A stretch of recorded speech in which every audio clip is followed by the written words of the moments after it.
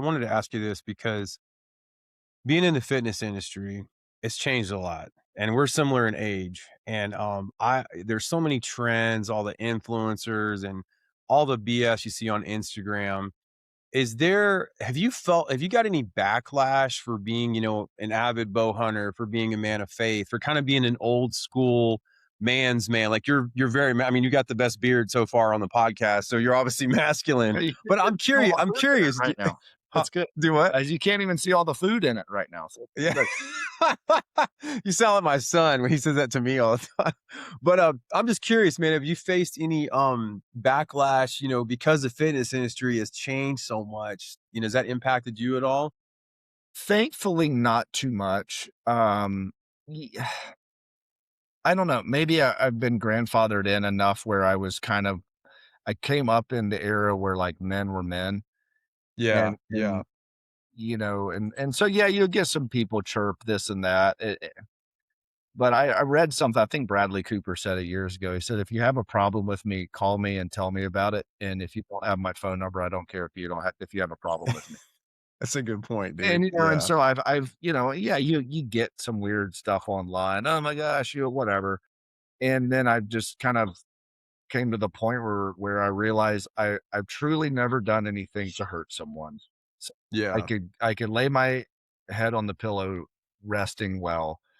I know that I've poured into a ton of people with values that I hold self-evident, and if and I'm not saying can't, and I'm not fallible and I could be wrong, but if I know I'm trying to love people and help them or inspire them or educate them to do certain things effectively, and it's just always their choice to how they want to do it. So if I know my intentions are okay, after that, I've just kind of gotten disenfranchised with the majority of the fitness industry because I feels like there's a lot of charlatans and there's a lot of folks that are very self-absorbed. And, at almost 50, listen, you and I both, we've seen all of that. We've ridden those rides, we've played those games, and it's so, I would say, I don't want to use disgusting, but I have 0 interest in it.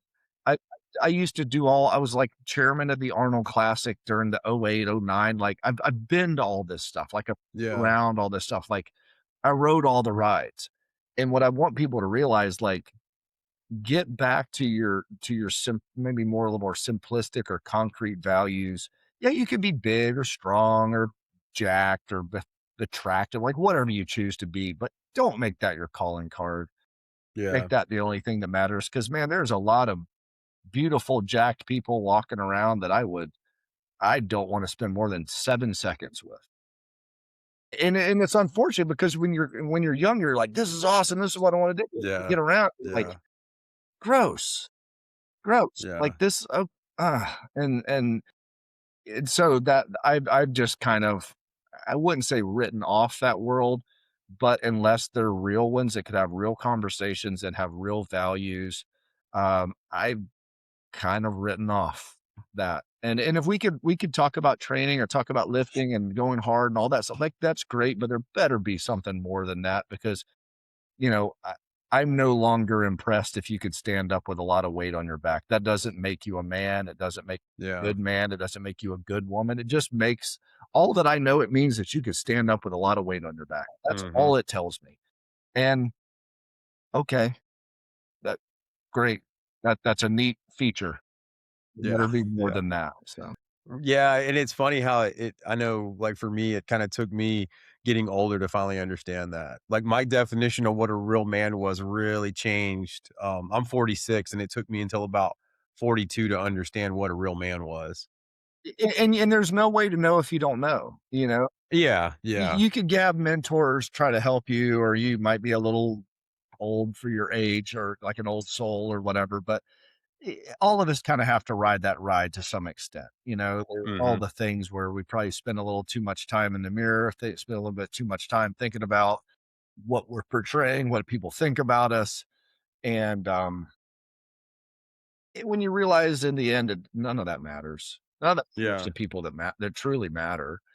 I would argue that anyone that most people want to emulate, be like, or be, um, or that they would want to attract the attention of. None of those people care about that stuff. And the ones who do, you probably shouldn't really be trying to be like them.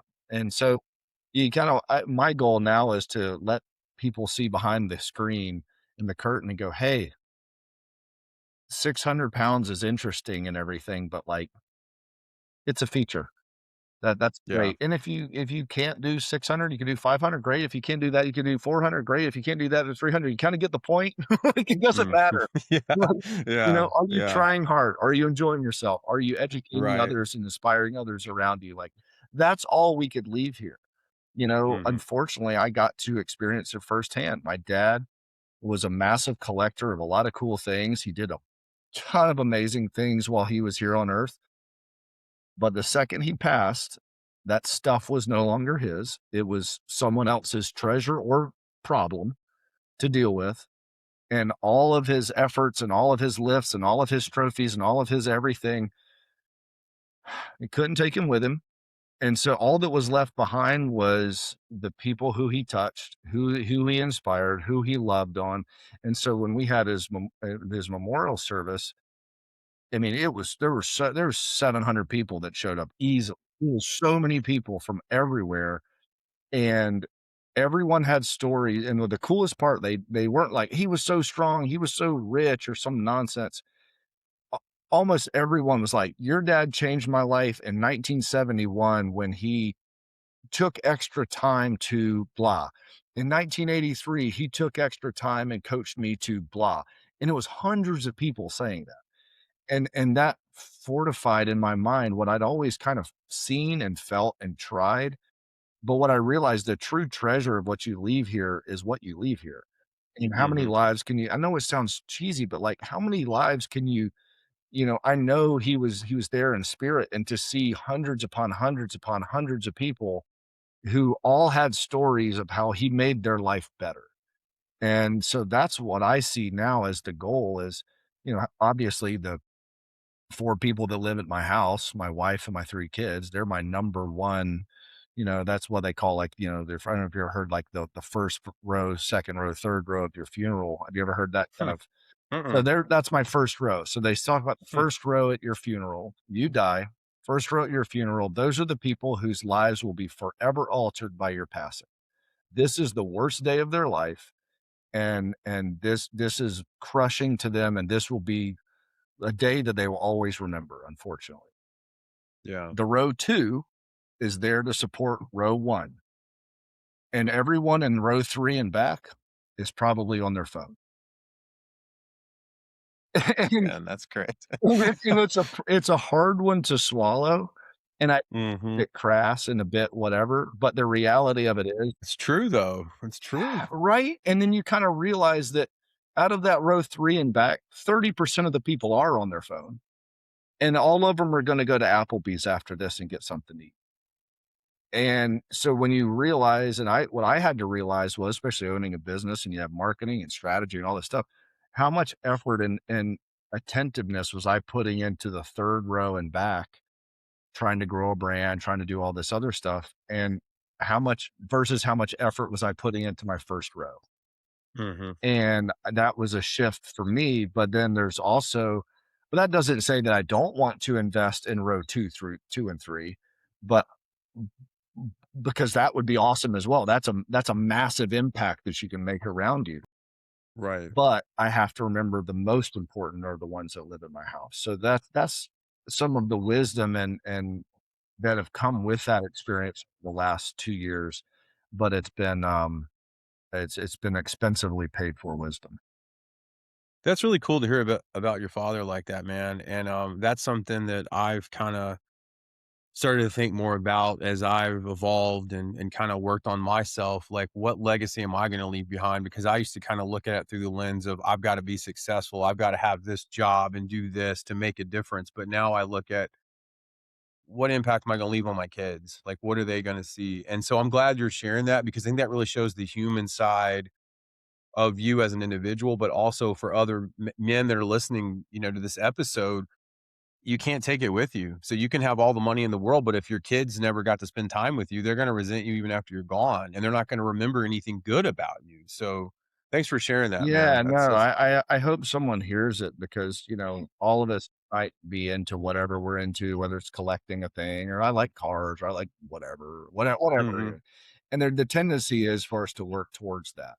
And, for a lot of people that is. And mhm. um eh, and the reality of it is I read one time they said every trophy will eventually be thrown away by someone.